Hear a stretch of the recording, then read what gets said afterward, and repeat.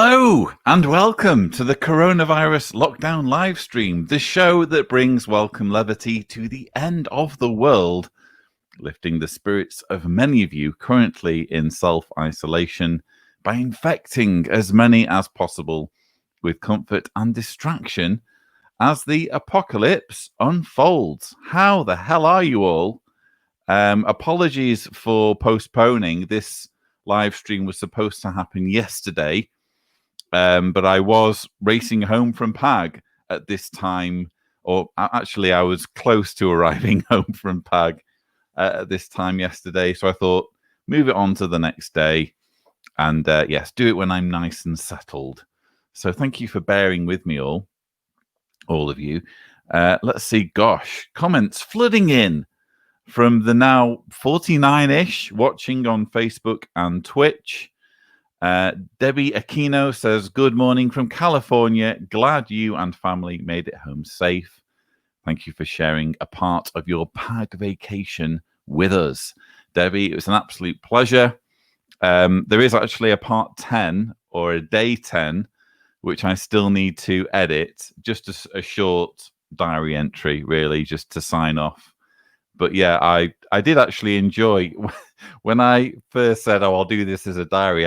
I really hadn't thought it through, the logistics of editing a video every evening.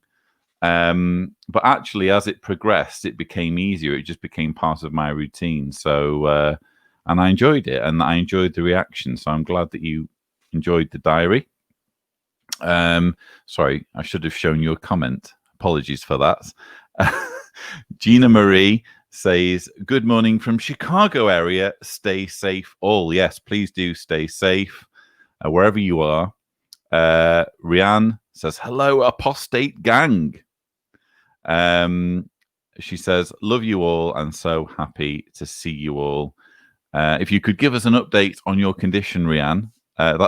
It seems to be part of every live stream at this point to get an update.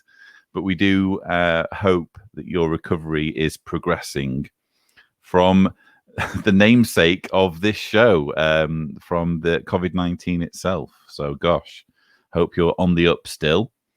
Fran Kochtava and Sean Tava says, good morning from California. Sorry, California. I'm anticipating at this point where comments are from. Good morning from Florida. Hello, Florida. Rena Roya is hailing from North Carolina. My favorite of the Carolina. No, I'm only joking. I don't have a favorite Carolina. Arthur Weber, it says, hi, everyone. He's lurking. I can't see him in the green room yet, but he's making his presence known.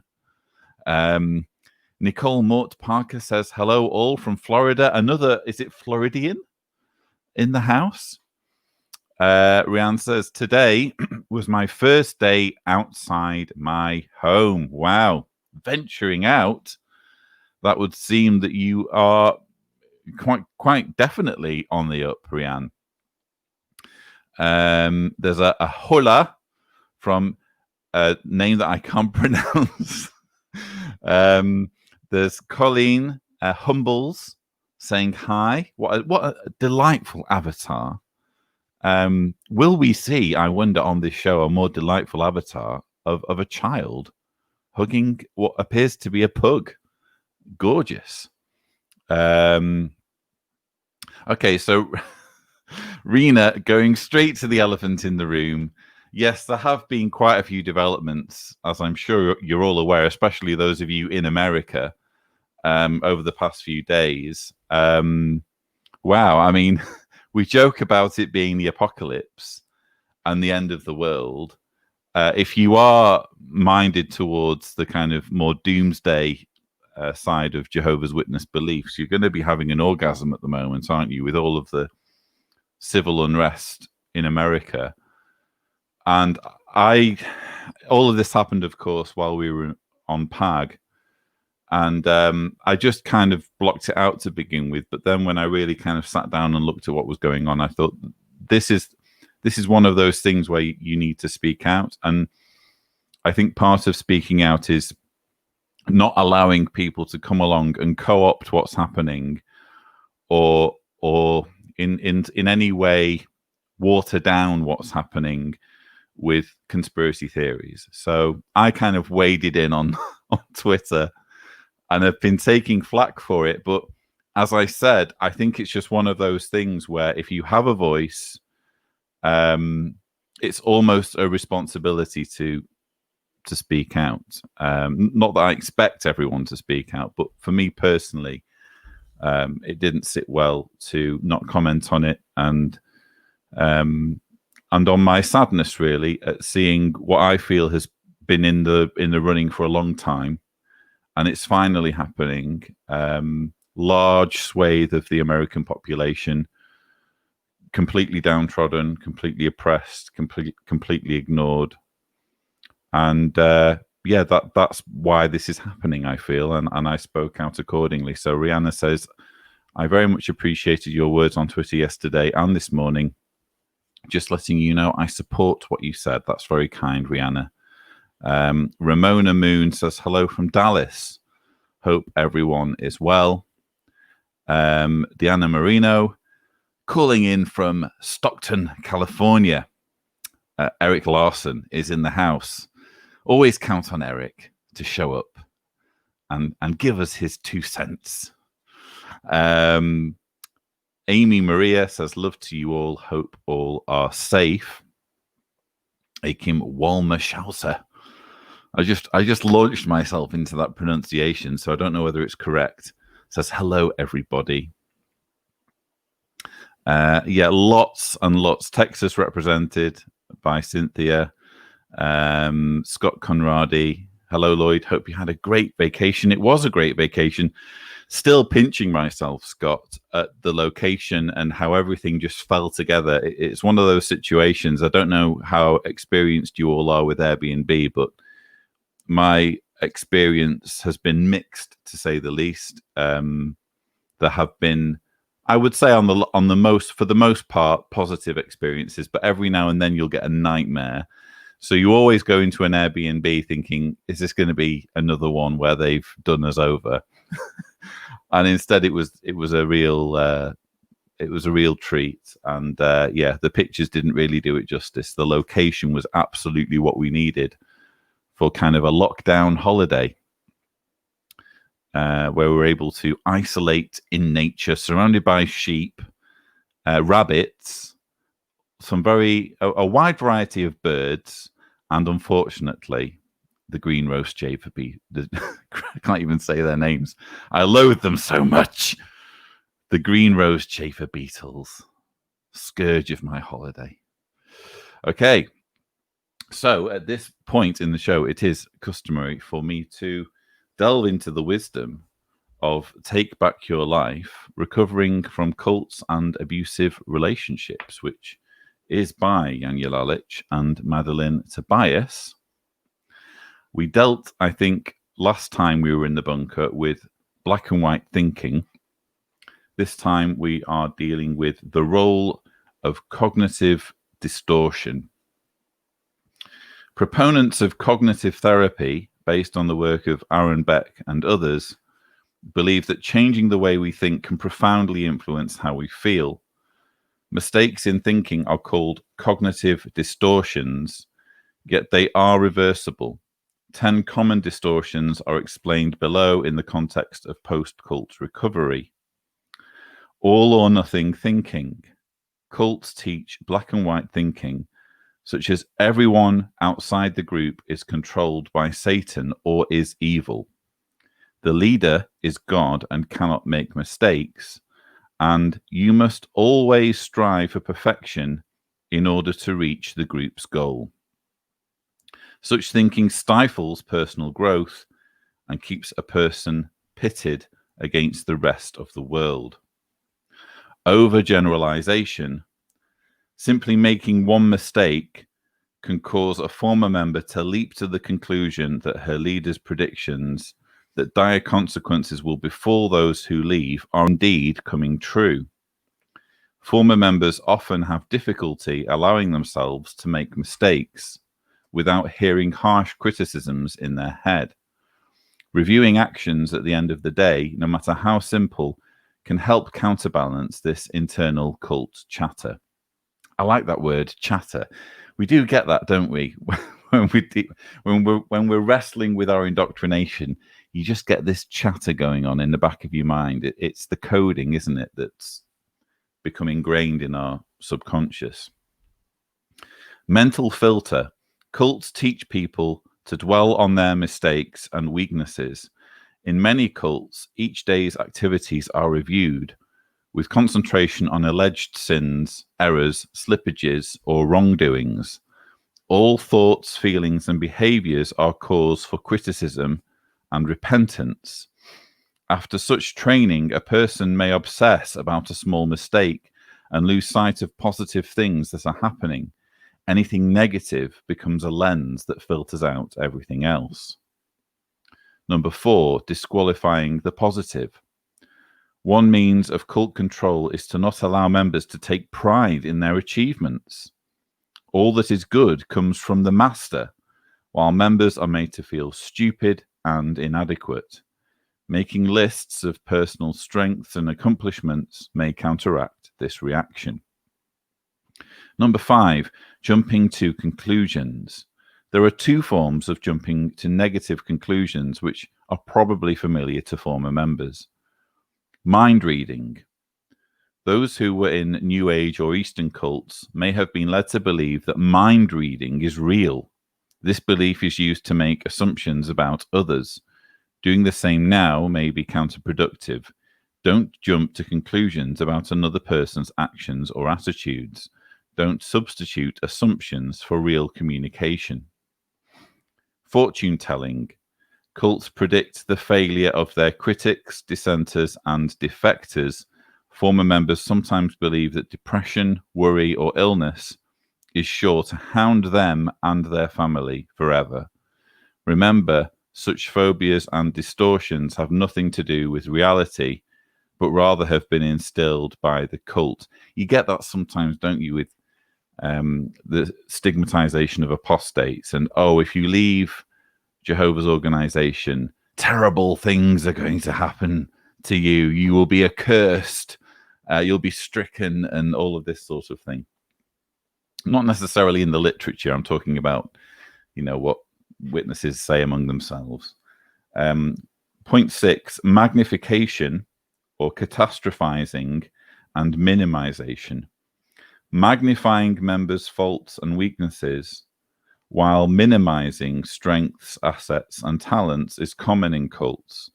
The opposite holds true for the leader. This trend has to be reversed in former members in order for them to rebuild self-esteem, although reaching a balanced perspective may take time. Feedback from trustworthy, non-judgmental friends may be helpful here. Point 7, emotional reasoning. In groups that place emphasis on feeling over thinking, members learn to make choices and judge reality based solely on what they feel. This is describing Jehovah's Witnesses, especially the JW broadcasting episodes. This is true of all New Age groups and many transformational and psychotherapy cults. Interpreting reality through feeling is a form of wishful thinking. If it truly worked, we would all be wealthy and the world would be a safe and happy place. When such thinking turns negative, it is a shortcut to depression and withdrawal. I feel bad and worthless, therefore I am bad and worthless. Point 8, should statements. Cult beliefs and standards often continue to influence behavior in the form of should, must, have to, and ought to. These words may be directed at others or at yourself. For example, if you think, I should be more perfect, the result is feeling pressured and resentful. Try to identify the source of those internal commands. Do they come from the former cult leader? Do you truly want to obey him anymore? Point 9, labeling and mislabeling. Ex-members put all kinds of negative labels on themselves for having been involved in a cult. Stupid, jerk, sinner, crazy, bad, whore, no good, fool. Labeling oneself a failure for making a mistake, in this case, joining the cult, is mental horsewhipping. It is overgeneralizing, cruel, and like the other cognitive distortions, untrue and self-defeating. Labeling others in this way is equally inaccurate and judgmental. If there must be labels, how about some positive ones? For instance, you could see yourself as trusting, idealistic, imaginative, dedicated, or loyal. Personalization. A primary weapon of cult indoctrination is to train members to believe that everything bad is their fault. The guilt that accompanies this sort of personalizing is crippling and controlling. You are out of the cult now, so it is important to take responsibility only for what is yours. These 10 cognitive errors are all habits of negative thinking deeply ingrained by cultic thought reform processes and indoctrinations. Tendencies toward these errors may have been in place before cult involvement and may have enhanced vulnerability to recruitment or susceptibility to the cult's practices. When these kinds of destructive thinking patterns are present, it's no wonder that former members sometimes feel depressed. The good news is that, like any habit, these self-loathing patterns of thinking can be discarded through awareness and practice. I have been reading from chapter 7, in fact, have finished chapter 7 of the book Take Back Your Life, Recovering from Cults and Abusive Relationships by Janja Lalich and Madeline Tobias. So much useful stuff there. That is universal, isn't it? Mostly to the experience of being in a cult. If anything, it's very heartening to know that, you know, we're far from alone, us ex-JWs, when it comes to being manipulated and controlled in all of those ways. So it's time to welcome our green room, which for the time being consists of Sasha D'Souza. Hello. How are you, Mr. D'Souza? I'm well. How are you, mate?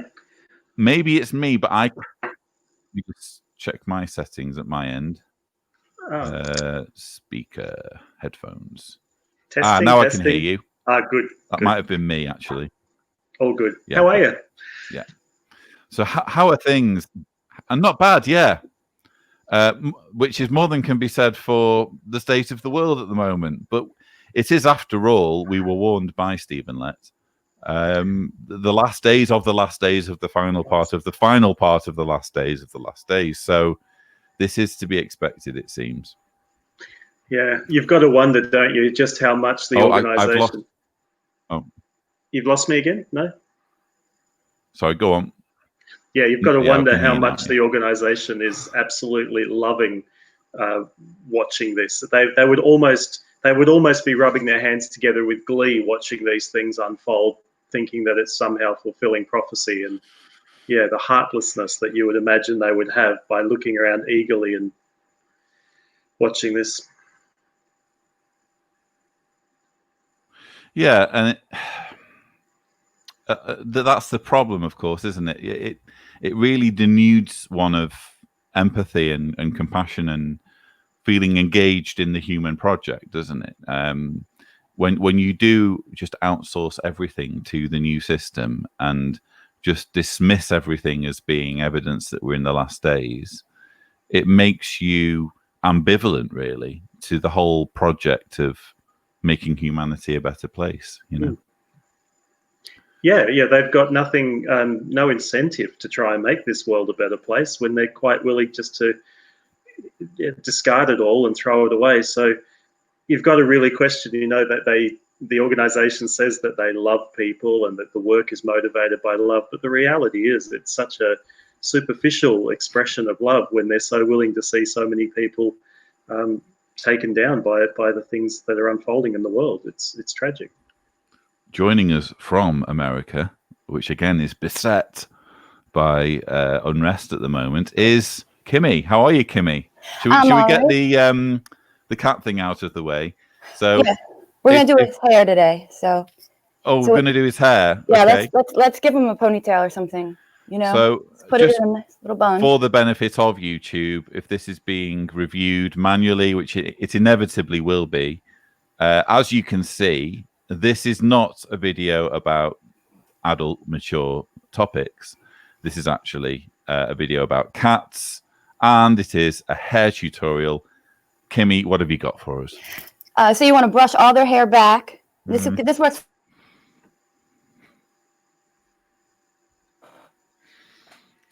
Is it me or is Kimmy frozen? I've lost her too. Okay, that's a shame. We need this segment in order for this video to be monetizable. Well, this could be the thumbnail picture. Yes. Okay, am I back? Yeah, you're back now. Good. Okay. Yeah, okay, so please commence again. Oh. Uh-oh. Yeah, it's frozen again. That's a shame. So you take the cat, you put their little ponytail in their little hair, and then there you go. Now they got their hair in a little bun. Top knot. I, for one, have So benefited. he's rocking the cat top knot today. I, for one, have benefited immensely from the true nature of this video, which is to instruct people on how to switch me off again. maintain the hair of cats. Kimmy. So, speaking of cats, yes, thank you, Sasha. have you got a new family member? Please tell us all about. I do have a new family member. So, before we set off for Pag, we were told that our neighbour had an excess of felines. Their cat had given birth, and so I think for a few weeks now they've had this. What do you call it? Is it a litter of cats or? Yeah. An amount of cats, of kittens. And so because we knew we were going on holiday, we figured, well, let's get the holiday out of the way and then we'll be home. Are you with us now, Kimmy? I am. For some reason, my home internet keeps trying to switch to Xfinity, so hotspot, so I disconnected from that one. So I think it's clearly Satan and the demons trying to, sabotage. I think it's YouTube. Or YouTube. That could well be it. YouTube realizes that this is in fact a cat and hair tutorial video and is trying to stop it from being that. Yeah. If I keep having issues, I'll turn my hotspot on my phone and use that. So. Sure. We will prevail. But yes, so we had this cat lined up basically, and we thought, well, rather than have it before we go on holiday, let's receive it after our holiday is done with. We just didn't know precisely which cat we were going to have or what we were going to call it. Almost before we got the cat, we knew it was going to be a female. So Jessica decided we're going to call it Olivia. That was just something she insisted on. Oh, I like that. And we went round, and before I could even have any say in the matter, Jessica had chosen the grey one. So we have a grey cat, a little kitten called Olivia. And I carried it from the neighbours to our house. And it just started to get a little bit restless, as if, oh, what's happening? Why am I being taken away from my house? But then I took it upstairs, let it loose, and it just immediately started, exploring our apartment. And it hasn't made any attempt whatsoever to get out. It just seems perfectly happy as of now. That's great. The only problem is that Jessica seems to be mildly terrorizing it. Because obviously for Jessica, this is a huge deal.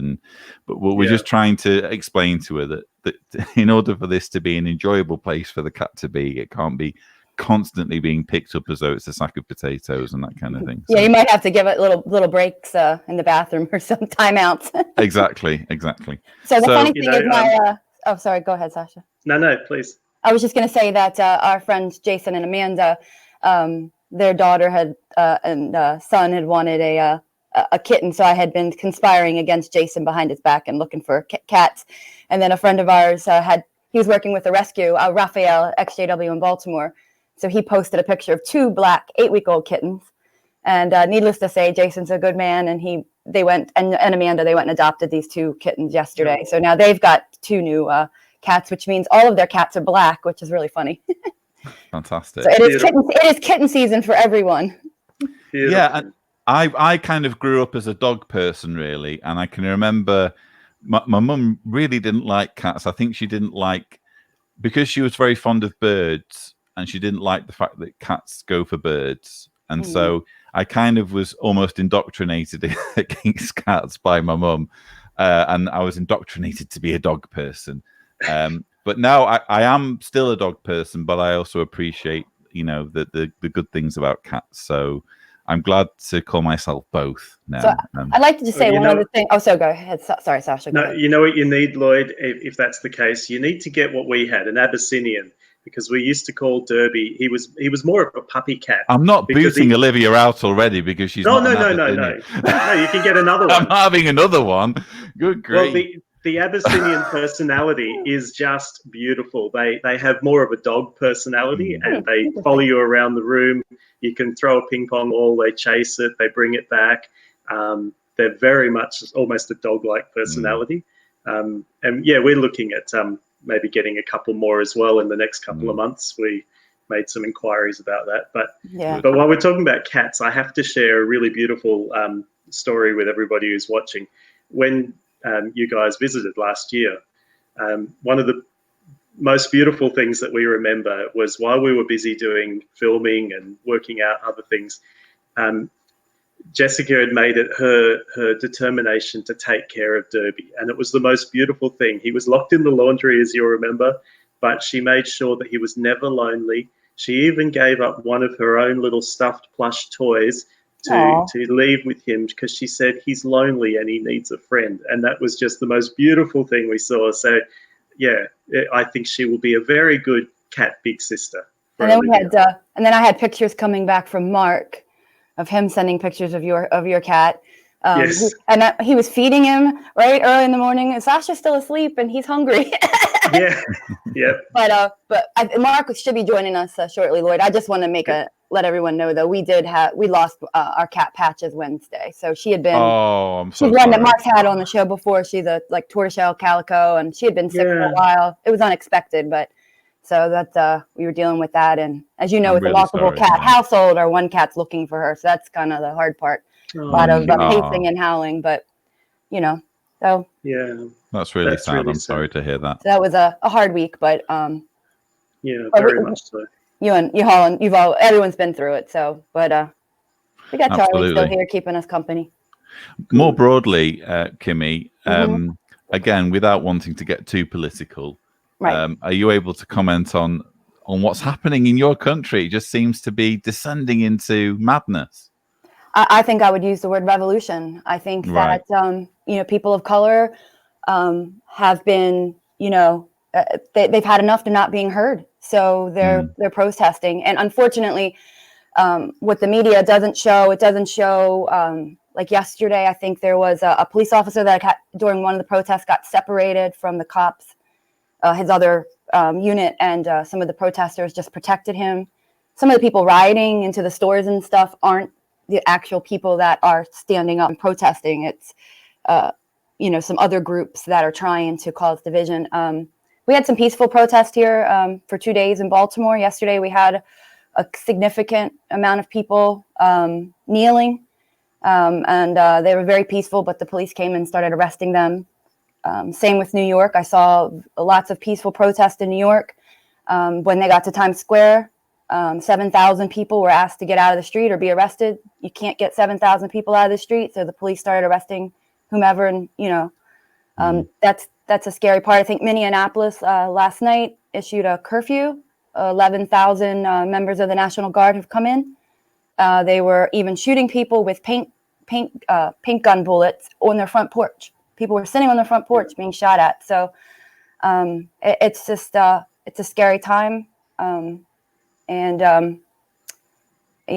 top of that, we're not done with this virus. So at least a lot of the protesters are being safe, and they're wearing their masks, at least, because you'd hate to see, I would imagine masks are kind of part of the attire of protesters generally, but I think just astonishing scenes, not just with the protests, but of course there was the brutal murder of George Floyd. Awful. And you're seeing, you were mentioning peaceful protests, but it seems that even in cases where there are peaceful protests, the police are really laying into the protesters. And then it turns. So that's what happened in Times Square in New York. They didn't start, getting agitated until the police started arresting people. And, the protest, people express themselves how I don't blame anyone for being, upset. I recognize my privilege. Anything I can do to support someone, I will.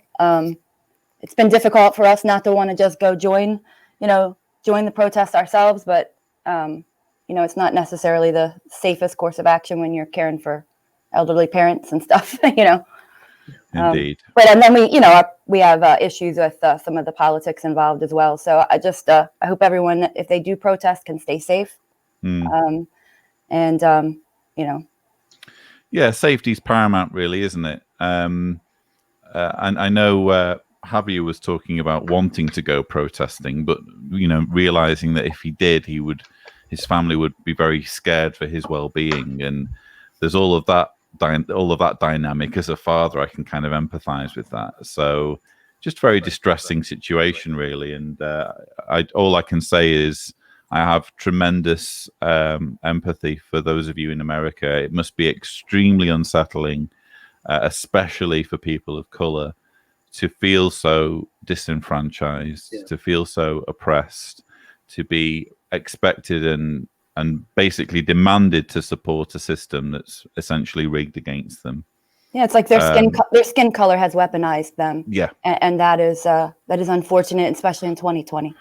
And again, as I said at the beginning, Jehovah's Witnesses are just going to be rubbing their hands at all this, aren't they? Yeah. And unfortunately, doing nothing at all to help, almost willing this to end in bloodshed, really, in the ultimate bloodshed of Armageddon. So, and I will say, Lloyd, that they when we were witnesses, we believed that everyone got along. We didn't see race, that kind of stuff. But when I left, I started to realize that we actually had a huge amount of racism in the organization. I mean, I grew up in a white congregation that was segregated well past integration into, we had to, in the early 90s, they had to force some black families to come over and swap out with white families just to start kind of, having this, the same kind of culture in both congregations. And a friend of mine, she was black. She married a white brother and got kind of attacked by others. So, and one thing that I did learn is I used to say things like, well, I don't see race, right? Because it wasn't, but I learned that was actually kind of a racist thing to say, that, we do see color and we want to recognize what that means and whether that means that we need to support and help, or we, so, but yeah, I'm sure with the virus and now with those earthquakes and then with the insects, right, the locusts and was it murder hornets? And now you've got the protests. Yeah, these cult leaders are monopolizing on that to control and manipulate through fear. I obviously grew up in England. England's fairly multicultural, especially down towards London. In Northern England, it's not that multicultural. And we had a friend, my pioneer partner, essentially.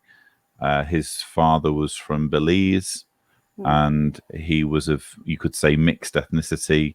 But I can remember 2 occasions at least where I happened to be with him, either preaching or going from one place to another during preaching, and him specifically being stopped by the police. Not me. They weren't interested in me. They were interested in him. And I can only look back and think, well, that's the situation. Why else would they not be interested in me and zero in on him and ask to see some identification, which is what happened on 2 occasions while we were preaching. So for that to be happening in the UK, and based on what I'm hearing, that's just a common thing now in America. And I can fully understand why an entire demographic has said, actually, enough of this, And we also have, the virus, our president was saying that it kept calling it the China virus, right? So we had a lot of attacks on, I guess Mark's turning the speakers off. So we had a lot of attacks on Asian Americans. And then we've had, our neighbor is from Iran. And so we've gone through periods there as well where, it wasn't safe for Middle Eastern people as well. Yeah, and that's a very good point made. And you talk, Lloyd, about how your friend was being stopped purely because of the color of skin. I remember just in the last couple of weeks, was it somebody ran a little bit of an experiment in the same neighborhood where the other gentleman was attacked and killed in America. Somebody ran through the streets, a white person ran through the streets carrying a television to test out to see whether or not he would be accosted by authorities or by, and of course, nobody stopped to check whether he was a thief, but they jumped to conclusions when a black man was simply out for a run, wearing a hoodie out for a run. And so it really goes to show the ingrained racism that we still all have to work on as a society and as a culture, to recognize that people should not be judged. We should not be jumping to conclusions. Indeed. Thanks for joining us, Mark. You join us at obviously having an in-depth conversation here about events in your country. I caught some of that, the lead-in for the last 5 or 10 minutes. I don't know whether you have any thoughts on what's been happening.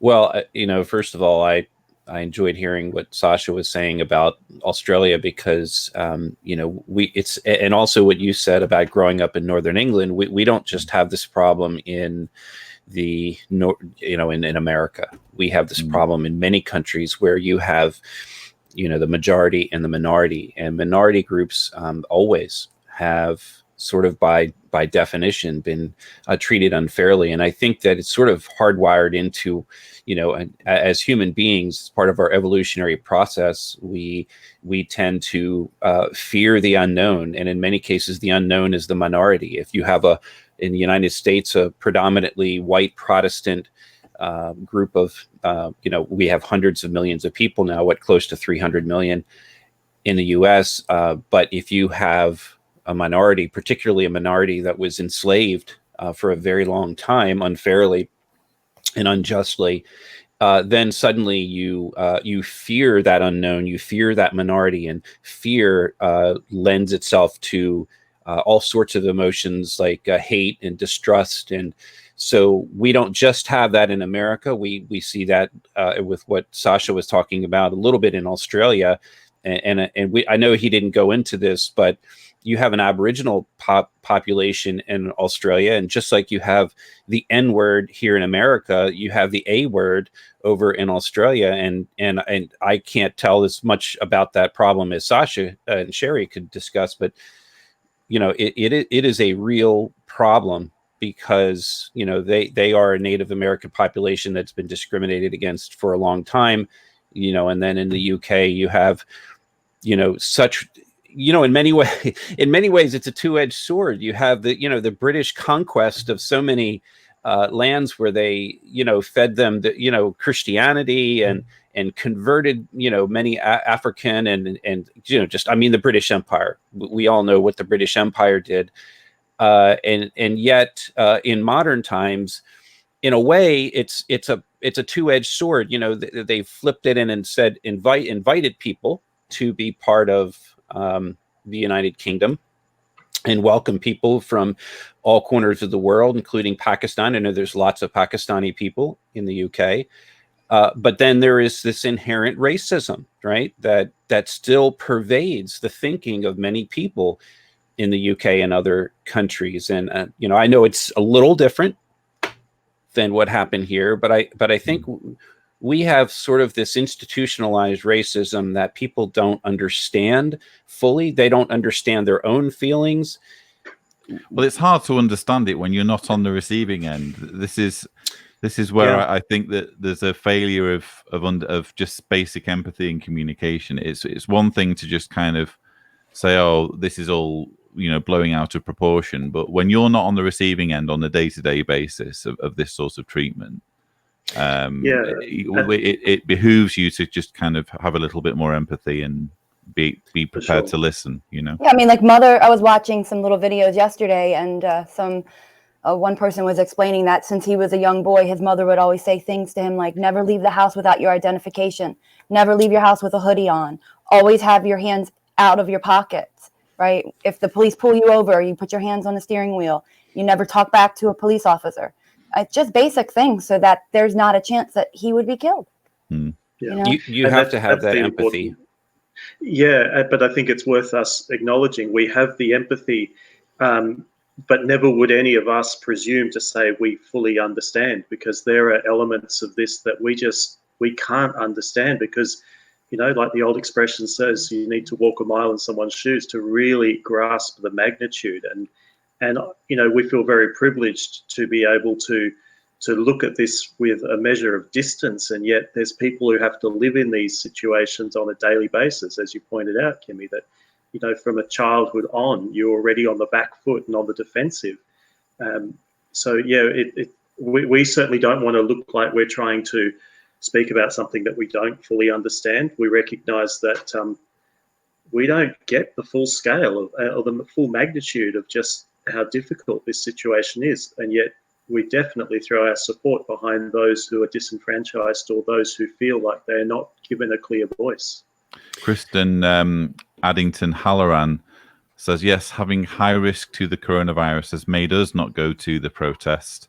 It's been hard to not be able to jump that hurdle. Mark and Kimmy, to what extent are you concerned about there being like a second spike? I mean, I don't even know what the first spike's looking like, to be honest, in America, but to what extent are you worried about this unrest creating a perfect opportunity for coronavirus to reemerge? I will say, at least right now in our state, we are fully in phase 1. We have flatlined. The amount of hospitalizations has decreased.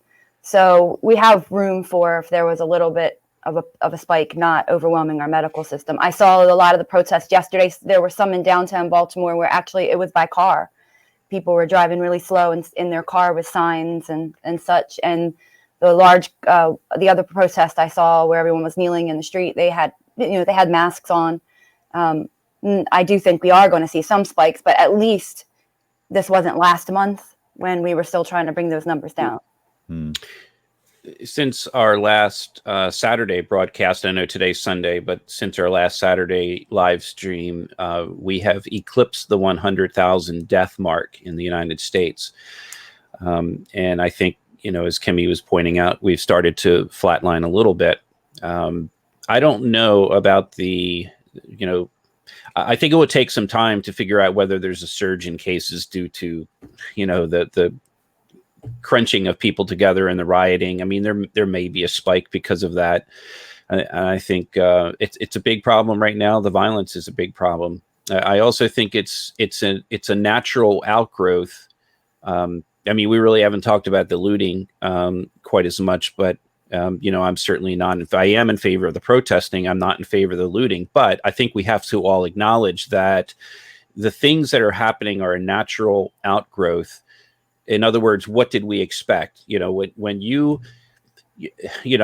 America has gone through this year in and year out for a very long time, and when you have 4 white police officers, or well, one was Asian, but when you have 4 non-persons of color, or at least non-African American persons who are officers of the law, who all stood by while one of those officers killed a man who was already handcuffed or pinned to the ground and who was presenting no threat. I don't care if he was drunk. I don't care if he passed a bad $20 bill. They killed this man, and everyone stood around. Even the crowd couldn't, you know, fortunately somebody videoed the murder so that we can talk about it and do something about it. But when is it going to end? It's, you know, when you have these people standing there, letting this man die or contributing to his death, I don't blame the emotional outrage that these people feel. Now, as far as who comes in from out of state and does the, you know, the looting and all, I think that's an ancillary, you know, that is not the issue. Well, clearly we're not going to condone looting, but I think if you're a looter, without wanting to be too black and white about this, because there is nuance to this, but if you're a looter, it's going to be for 2 reasons. Number 1, you're an opportunist. Right. Number 2, you are enraged. You are absolutely at your wit's end, and you're in a destructive mood because of extreme frustration at the way you're being treated as a member of society. And so that's why, although obviously no one's condoning looting, it's certainly something that we can have sympathy for, you know. There's a good way to think about it too. It's one of our friends, Mike, shared a thought.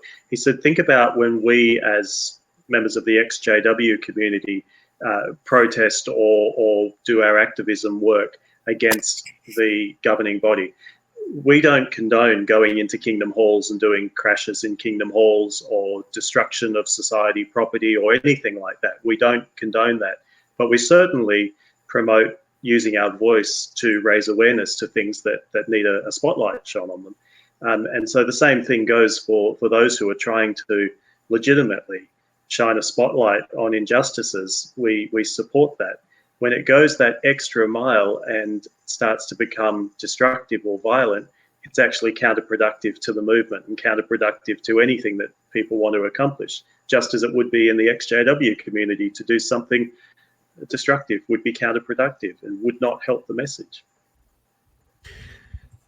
Yes, all I would say is that there's our experience as ex-JWs where we are dealing with a very abusive cult.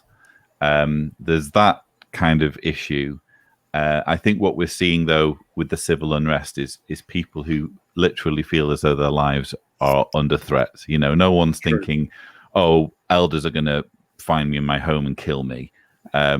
If you're a person of color in the United States right now, depending on what area you're living in, your concern is existential, and so who knows what feelings are flooding into the mind of someone who you see looting a store.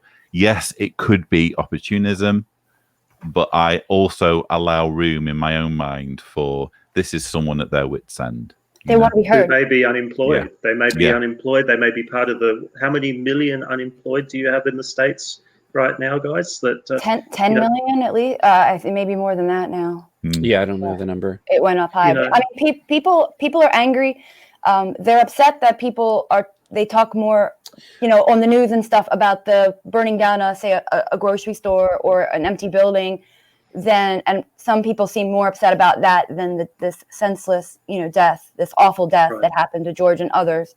And, you know, for the most part, the looting, I mean, you know, it isn't violent. It's destructive. They're not, you know, they're not going around beating on people and stuff. I just think that they're not being heard, and something has to change. And I do feel like we're on the cusp of some sort of revolution here. clear leadership. You know, I want to say that, you know, my experience growing up was that I grew up in Baltimore City, and we've had a lot of riots here. We've had a lot of racism. We've also had a lot of good things come out of Baltimore City. I wasn't in the county. I wasn't, you know, I was actually in the city, and my schools were predominantly Black or very mixed. My congregation, when I was very young, was predominantly Black. And when you grow up in that, you know, what Kimmy alluded to earlier when she said, you know, people say we don't see color. Well, I certainly didn't feel that I saw color, but I didn't know what it was like to be a Black man. I knew when I was young, I remember watching, going over to a friend's home, and it was all Black people, all Black witnesses, and we watched Roots. Okay. And this was in the 1970s. I don't know if you guys actually remember Roots with Alex Haley. And if you're a fan of Star Trek, you'll know Roots because of Geordi. But that was very powerful. But I'm a young white kid.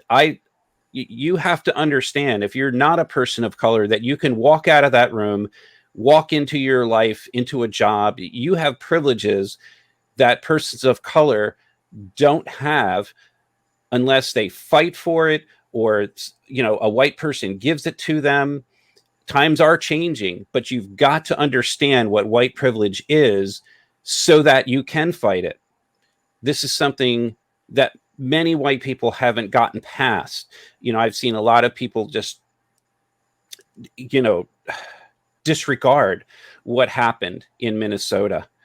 and find excuses for it. But we have to have empathy and understanding to know what it's like to be in that person's skin and to experience racism, to experience being, driving while black. Do you understand what that is? We can't experience it. We can try to understand what that means. It is a devastating thing that we have these inequalities, and what's really making persons of color very angry is that it's happening over and over again. What happened with Freddie Gray in Baltimore? It's not stopping. It's still happening. How is it that you can have 4 police officers stand on the neck of this man, hold him down, and kill him in front of a crowd of people and other officers? He's dead, and this was not a bad guy. Maybe he had some problems, but he's not a bad guy. He was a security guard, allegedly at the same club where this police officer moonlighted as a security guard. He was not a criminal. Maybe he did. Everybody does bad things. I think what we're finding out is that there were more issues with this white racist police officer that killed him, and more is going to come out. You're going to realize what kind of individual this person was and how many complaints that person had against them. But they got away with it time and time and time again. How is it that we're not training these police officers in de-escalation techniques and enforcing de-escalation? We have to de-escalate. Just latching on to what Kimmy was saying earlier about revolution, interesting comment from Simon Instone. Sad to say, being destructive isn't always counterproductive. Look at the Boston Tea Party, look at the French Revolution. Black people have asked nicely for the police to please stop killing them for little or no reason for years. It hasn't worked. Actually, it's got worse. So, I was a little bit taken aback, Kimmy, when you said revolution earlier, but maybe that is what's needed. Maybe that's what we're seeing the beginnings of. I just wonder, under the current administration, how that would actually play out. Yeah, what's playing out is, the National Guard's going in now, and certain people are almost excited to see these protests happen. They're happy to see protesters get hurt. And there were some really crazy tweets that happened yesterday from our president, but wherever people stand on that, what it does need is clear leadership. Wherever people stand on the political spectrum, it needs people to de-escalate the situation, not to inflame the situation with. And like Mark said, we can all do something. So, one of the things that I did when, I started, like Mark said, we didn't really know that this was a problem until we left. And then you start to recognize is that, listening to our friends that are persons of color and asking, what can you explain stuff to me? Are there things that I can read? There's been books and articles that I personally have read to try and get a better grasp on it. But we can't stand by and watch things happen. We can't wait for leadership to tell us what we should and shouldn't be doing. So we see something that's wrong. We need to stand up. We need to protect our community ourselves. And I hope that that's what, I think that we may see come out of this. Talk to an interracial couple. You ever, like a white woman and a black man, they get married, and then all of a sudden the wife, she finds out very quickly what it's like to be married to a person of color. Yeah, we have a friend. Yeah, several, and a lot of stuff that really helped us. Several that have experienced that. Racism was very prevalent even within the Jehovah's Witness organization. And I think, Kimmy was alluding to that earlier when the congregations were segregated, not just in the 40s, 50s, and 60s, but well into the 70s and even 80s. There are parts of Maryland where they kept congregations segregated, even though it was technically off the books segregation. They still segregated black and white congregations on the eastern shore of Maryland. Baltimore was slightly more progressive and got ahead of that more quickly. But, I've always said, I remember writing a post or something about it one time where I talked about segregation in the Jehovah's Witnesses. And, I have a lot to say about that. But why didn't they speak up and get ahead of the curve? They had this in the May 2020 broadcast. They kind of put out a counter narrative about how ahead of the curve they were, but they even were admitting in that, if you actually listen to what was being said by the people who were being interviewed, they were admitting that, number one, it was forced on them by the authorities to what was the word that they used, integration or whatever. Yeah. It was forced on them by the authorities, and number two, someone let it slip that the schools and colleges were doing it before they were. So how is this something that you're supposed to be proud of as an organization? But let's be honest, think about the organization. It bases itself upon the Bible. The Bible in itself was one for promoting segregation between ethnicities and nationalities, and people were not just treated badly, they were subjected to genocide. So we have a history of it. What I would like to do is just to kind of change tack. At some point, I'm interested in kind of, while Mark is with us, getting an update on what's happening kind of on the JW side of things.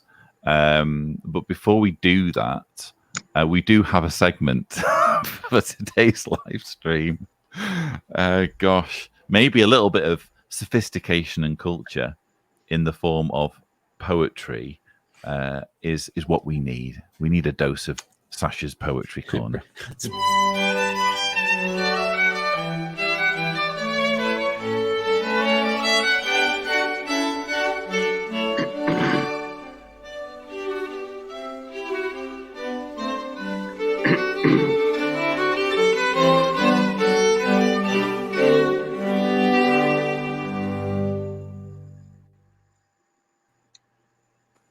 Okay. Oh, sorry, I didn't put the camera on you. Go ahead. That's okay. Well, yes, it has been a big weekend, and Sherry and I have been watching the news, all sorts of broadcasts all weekend, and we understand that we're in Australia and we're removed from a lot of what's happening in the world, but we're very much aware of what's happening. So this was spurred on by that. Oh, this time of upheaval, a whole nation in chaos, feeling overwhelmed by grief for unfathomable loss. For we watched in abject horror, in immense disbelief, as Mr. Floyd called out in agony, "Please, I can't breathe." Inexcusably mistreated, his dignity forsaken, tragically yet another in a long list of lives taken. Despite humanity's advances, we still witness oppression that overshadows our progress as groups are smothered by repression. Yet every person should be equal. Every life matters. We can't allow hate and bigotry. It divides us. It just scatters. So given the chance to express, finding a loud and strong voice, many are keen to be heard, yes, making a firm choice to address inequality and blatant disparity, making messages heard loudly, expressed with such clarity, not stifled any longer, thinking voices are just meager, rather expressing with conviction a message that is eager to make clear the frustration, the anger and the heartache, boiling over even with violence, our cities they do break. Spurred on by injustice, the crowds take on the fights to make their authorities address their basic human rights. Mobs fueled on by deep emotions, seething to riot, determined to be heard so their leaders can't deny it. So now's clearly not the time for leadership inaction or for taking cheap shots at political opposing factions.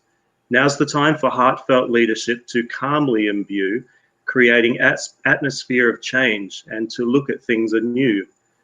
So what will this time of history be remembered for? Outbreaks of further civil unrest, violence or war? Or will this be a time where selfless leadership arises to nurture human equality, thus calming this crisis? The time is now for leadership to show determination, to listen to those hurting, to soothe a hurting nation.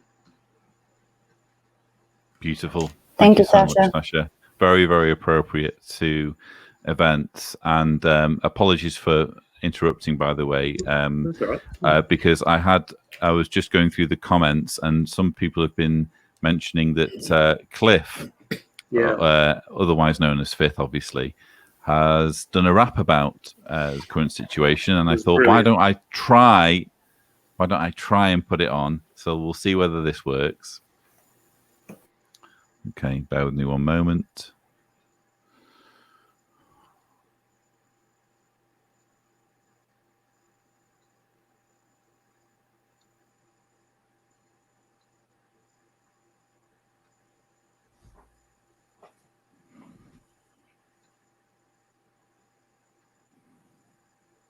It's on his Instagram too, if you can't get that. And Facebook. Facebook. And Twitter. Yeah. Well, he has Twitter up on screen. Oh, it's Twitter. Yeah, it's also on YouTube, I think. It's everywhere. It definitely had me in tears when I heard it last night. Yeah. Are you able to hear it, by the way? No. No. Oh, you can't. Sorry, I thought you were hearing it. No, No. sorry. Okay, well, in any case, please do check out. Sorry, I'm hearing it in my ears now. I could hear it, but you guys couldn't hear it. But yeah, please do check out Fifth on Twitter and on Facebook. Jumping, just the guy's creativity and artistry is just astonishing to. I mean, And to process what's happening, you know, and isn't this really, in a way, the role of artists at this moment, to kind of use their talents to highlight these issues? And I think that he's done that in a very beautiful way. So please, if you can, if you're not already following Fifth on Twitter, please do so. The handle to follow, you probably saw it there, is @official5th on Twitter. And yeah, very worthwhile checking out. Right, because if you're already following him on his JW stuff, he's got that separate handle for his music. Yeah, exactly. But I will say, anyone that's got a platform, you know, like yourself here as a content creator, anyone with a platform should hopefully be speaking out at this time. Yeah, it feels wrong not to be honest. You know, life's too short, and when there's overwhelming injustice in one specific area, to stay silent on it when not just people are suffering, but people are actually being killed, just would feel wrong to do that. So perhaps we can, in the remaining part of the show, I'm wondering if we can get an update, Mark, because I've obviously been in self-imposed exile on a remote island. Yeah, by the way, welcome back from bugs. Yeah, welcome back. Thank you. It was a life and death, not a life and death. It was a constant struggle against evil Sith assassins disguised as green rose Jafer beetles. Very clever that they did that, by the way. And I'm still not entirely sure how they managed to do that. I'm glad you survived. But I did slay a number of them. Did any of them tag a lift home with you guys? You know what? Some did manage to get in the car. I was cleaning out the car one morning. I was like, why are there dead beetles in the footwell? Somehow they must have managed to climb in the car. But yeah, and even while I was packing, to leave, they were attacking me. But yeah, if you haven't already checked out the Pag Diary, you can do so on the Random Seeders channel, not on the John Seeders channel, on the Random Seeders channel, which recently passed the milestone of 666 subscribers. Read into that what you will. But Mark, while I've been battling evil Sith assassins, what's been happening in the world of JWs? So we have a little bit of a moratorium right now with everything going on.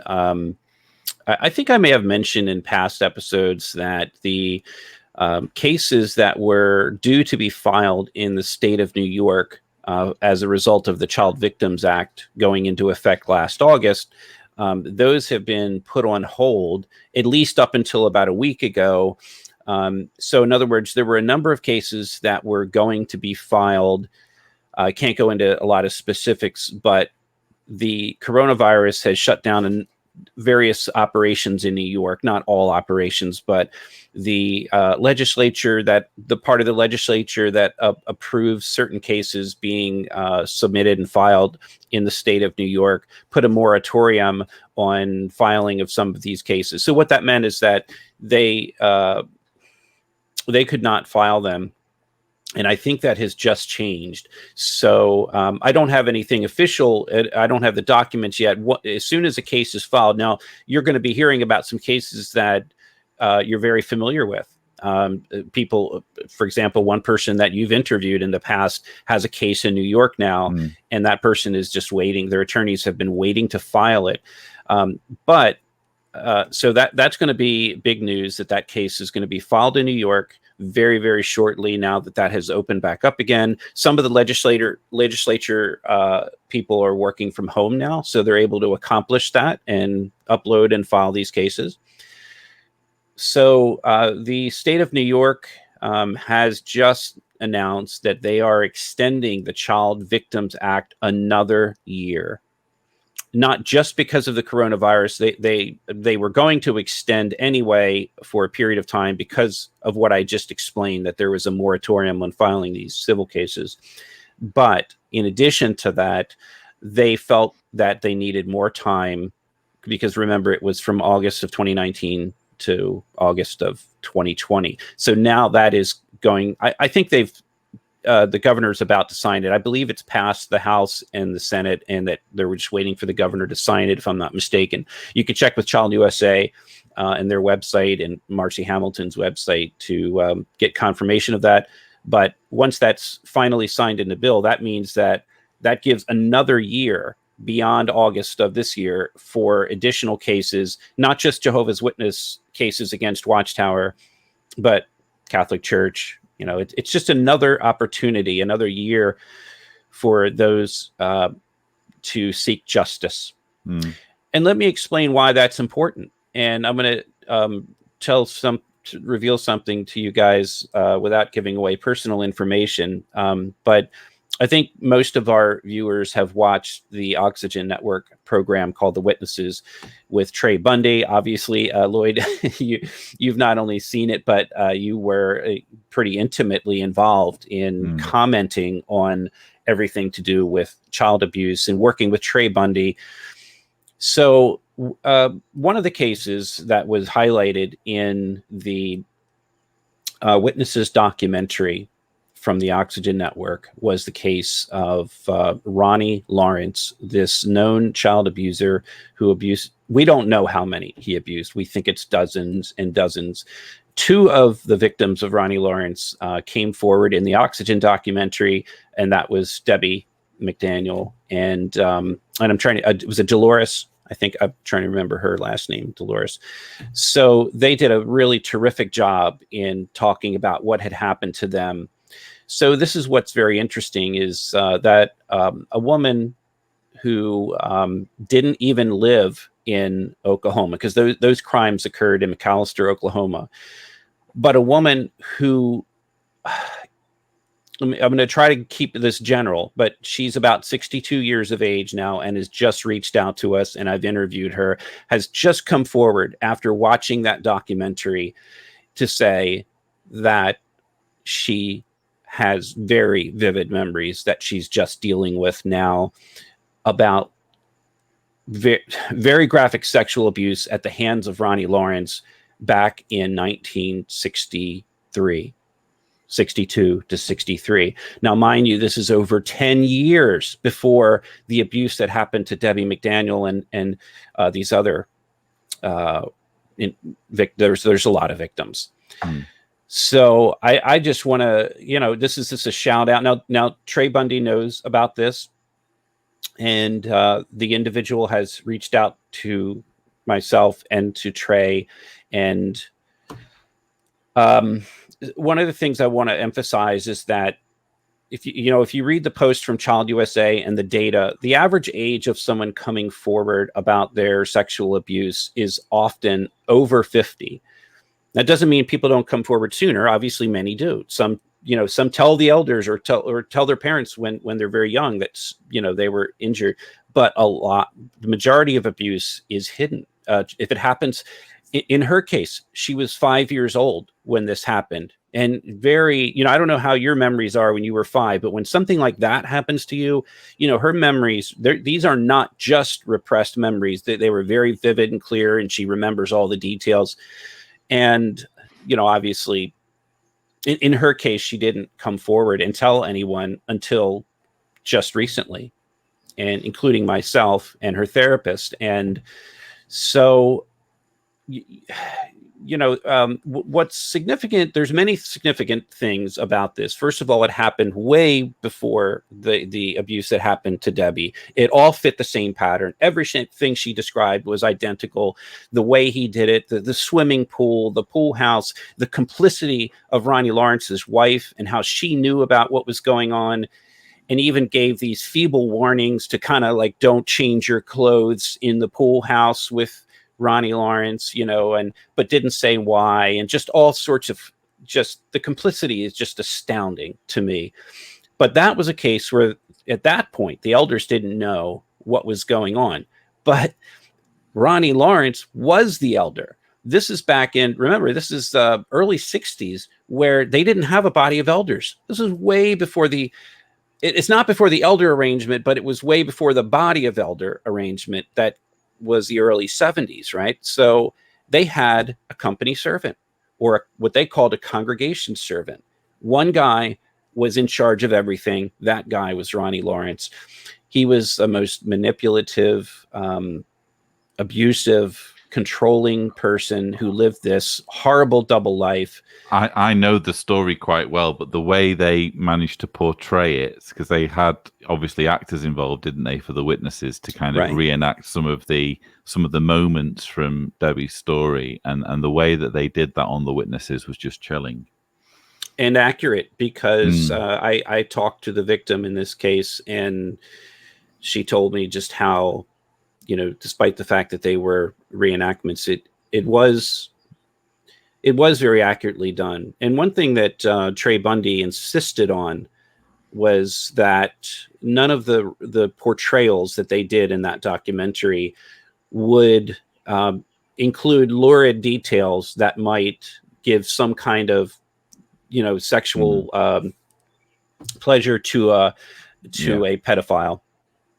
And I respect that they did that. They kept it very respectful. And we've talked about this before, but I mean, how powerful was it when, you know, Debbie is sitting at the table with her attorney from Oklahoma and Dolores and Trey Bundy, and Dolores says, you know, she hears them say that there was a database. Yeah. I mean, I think that was probably the most powerful moment. One of the most powerful moments of that. And probably shared as well by lots of witnesses watching it who were hearing about the database for the first time. So you're saying that due to the extension of the period, that case can now be filed in New York?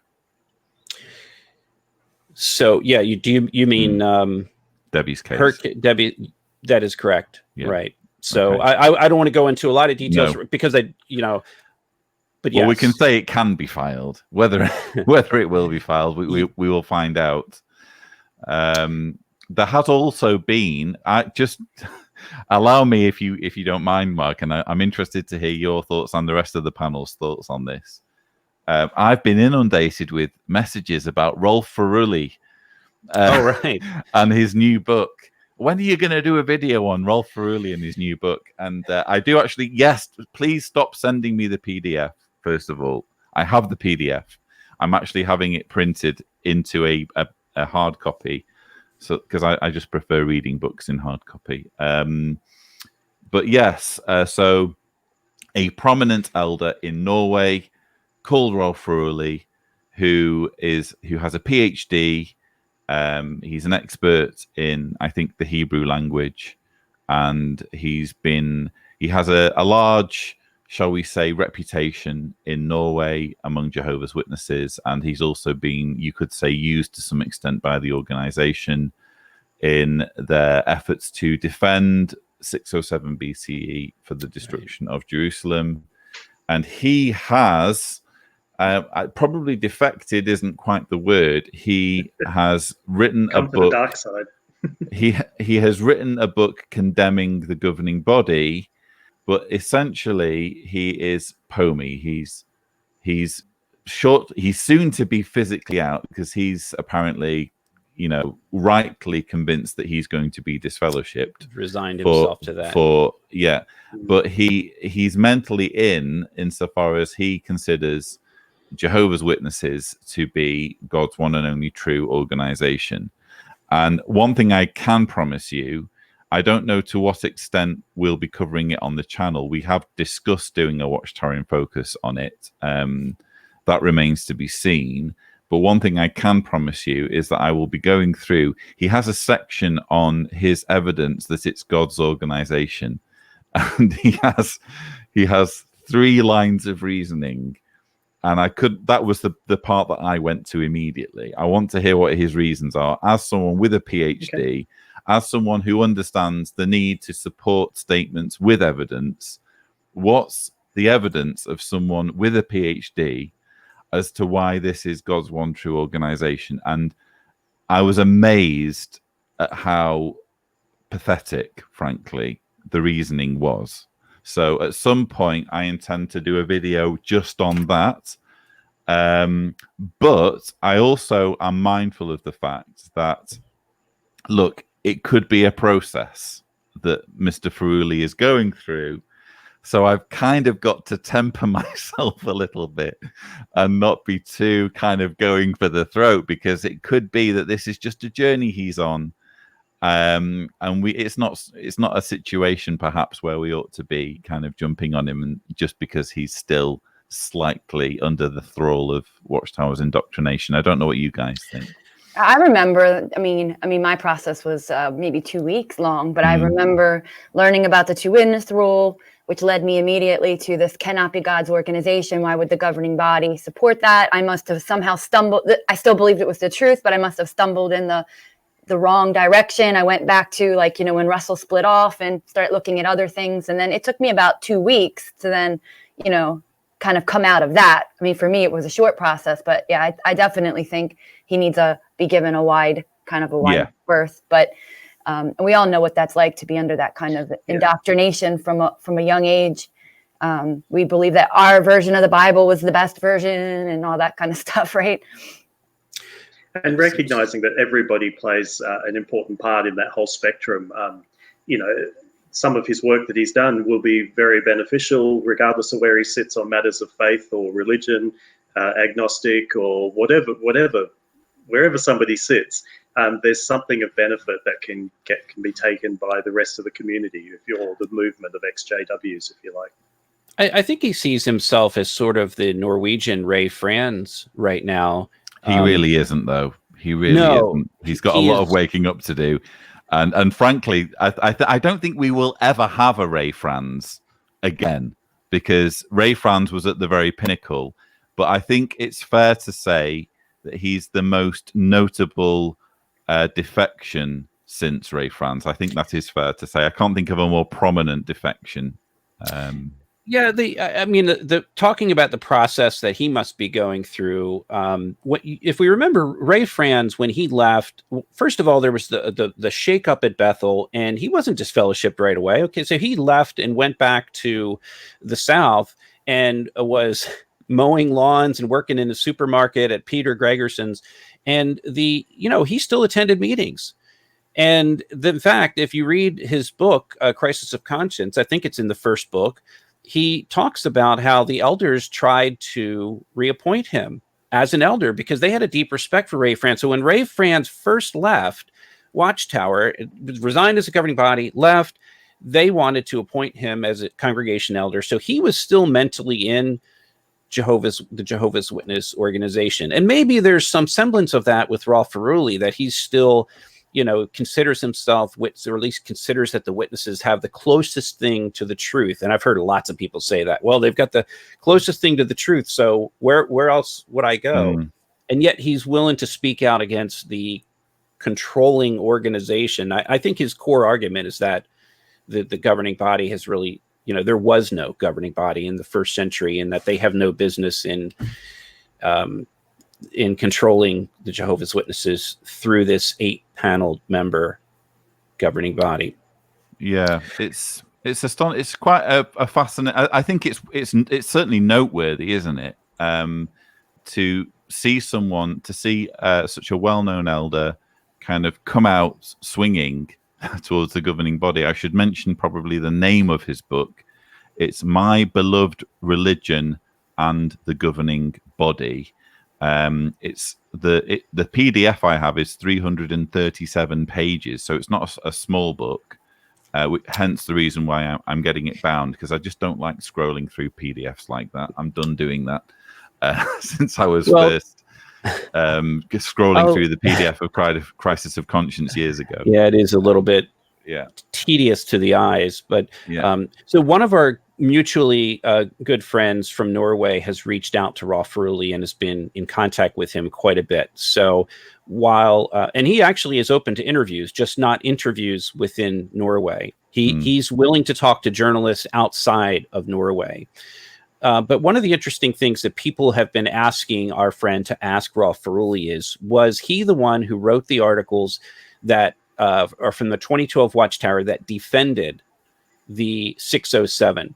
So for those that might not remember what happened, obviously we had the 607 debate that's gone on for many years, but because of the work of Carl Olaf Johnson and the Gentile Times Reconsidered, that left a thorn in the side of Watchtower. So in 2012, they finally came out with a series of 2 articles about the destruction of Jerusalem and all of this so-called proof as to why it happened in 607 rather than 587. So the question Carl Olaf Jonsson actually did a rebuttal to that. Yeah. So and it's available for free on his website. Yeah. So he did a great rebuttal to that. But the thing is, the question was asked to Rolf Feruli, were you the one who wrote those 2012 articles? And the answer was yes and no. The answer was that Watchtower's writer wrote the articles, but it was not without a long, intensive back and forth between Watchtower's writing department and Rolf Feruli. So you could argue, and you'd have to ask him this yourself, but you could argue that he did provide the research behind those 2012 articles, and Watchtower clearly will distance themselves as far as possible from him, but not from the information. So there's no question he had an impact on that, and now he's gone. So what does Watchtower have left? Who else will be there? I mean, this man was a professor, I think, at Oslo University. So he was fairly well regarded, and he taught things related to, this field of research and archaeology and the clay tablets, cuneiform tablets. So who else? That's my question. Who else is going to defend 607 now that Feruli has left the religion? Yes. Watch this space. 1914 depends upon it. It's all ridiculous. I've always said it's so ridiculous because even if you could prove that 607 was a destruction of Jerusalem, you're forgetting the fact that you have to use this stupid day for a year rule. Well, what's interesting for me is it's that ridiculous. Feruli has, as you say, been prominent in defending 607 BCE, and in fact sticks to 607 BCE, as I understand it, in this book. And yet even when he is listing his reasons as to why it's God's one true religion, he doesn't cite 607, doesn't cite 1914, and doesn't cite 1919. And that, for me, should be the reason. If you believe Jehovah's Witnesses are God's one true organization, it should be as simple as because they were chosen in 1919. And that should be the reason. Instead, he resorts to this nauseating box-ticking exercise, which, as I've repeatedly explained, gets you nowhere, because all you need to do is set up another organization that just so happens to tick those boxes, and automatically you get to be God's one true religion as well. So I'm actually kind of taken aback that that's his reasoning. That's all he's got. So again, I do intend to do a video on that, if nothing else. But I have made it clear through channels to Rolf Feruli that if he wants to come on the John Cedars channel and have a respectful dialogue, my offer is on the table and will remain on the table. I'd rather speak to him directly than do a Watchtower in Focus episode where we're just talking about him behind his back.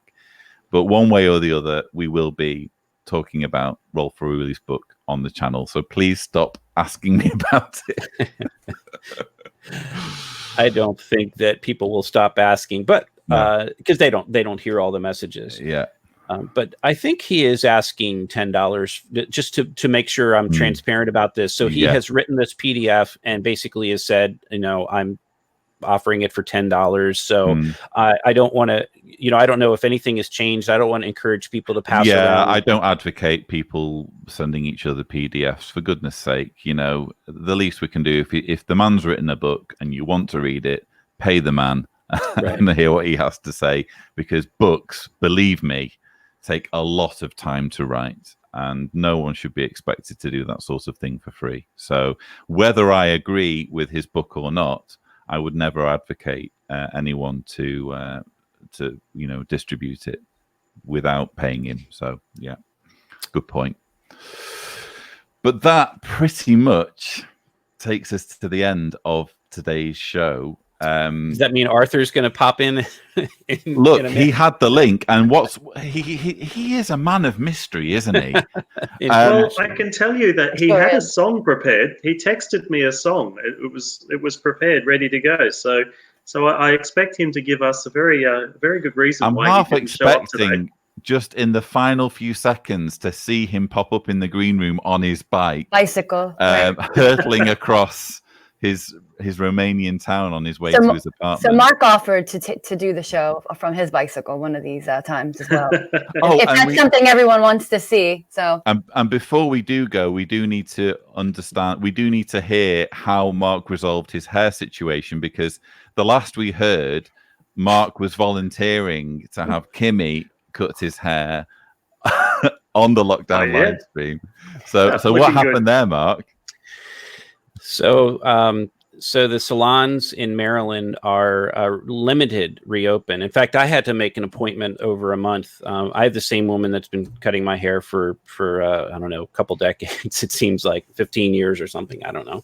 A very nice woman, and she works at a salon near us. And so the owner is man, he's run this business for 50 some years. Really nice man, and all the stylists just absolutely love him. They've all been there for years. It's by appointment only. So basically, Mark, you're a creature of habit.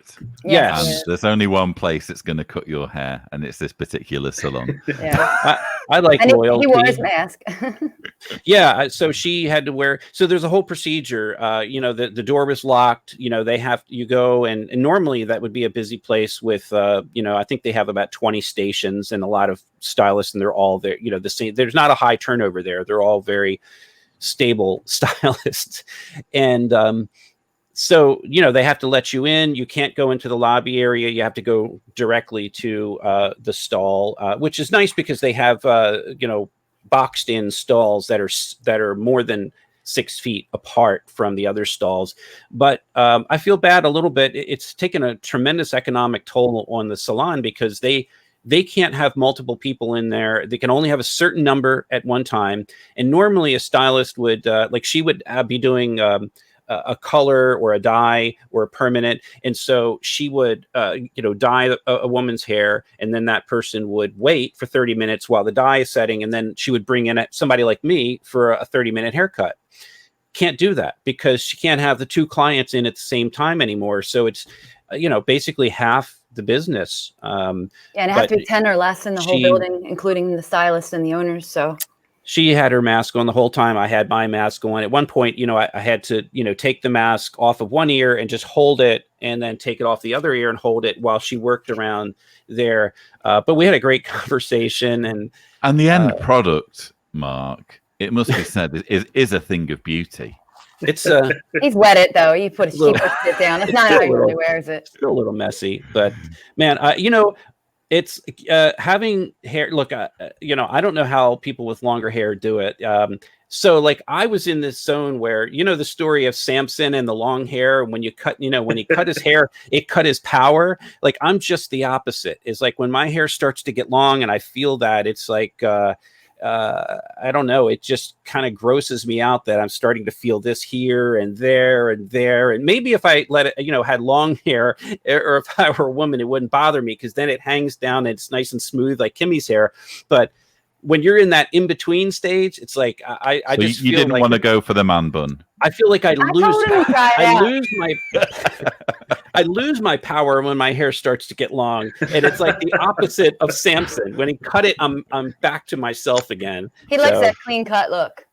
So. I don't. It's not even the look. I mean, it's his inner JW still trying to get out. I wouldn't have Mark O'Donnell any other way. So yeah, I agree. This is what gets us into London Bethel and Sydney Bethel, right? Exactly. Right. Here's a secret weapon. My bearded Bible studies, and I'm the JW.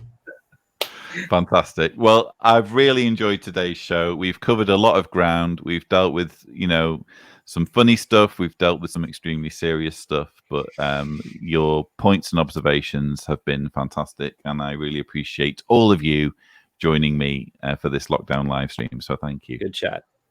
Thank you all. So viewers, I hope you've enjoyed our show. I can just confirm as well that we'll be sticking with the same schedule of Wednesdays and Saturdays throughout June. And from the 12th, the lockdown live stream will be moving to my YouTube channel. So stay tuned for that. But until then, until the next show, please, as always, stay safe, stay healthy, stay positive, and I will see you in the next show. Take care.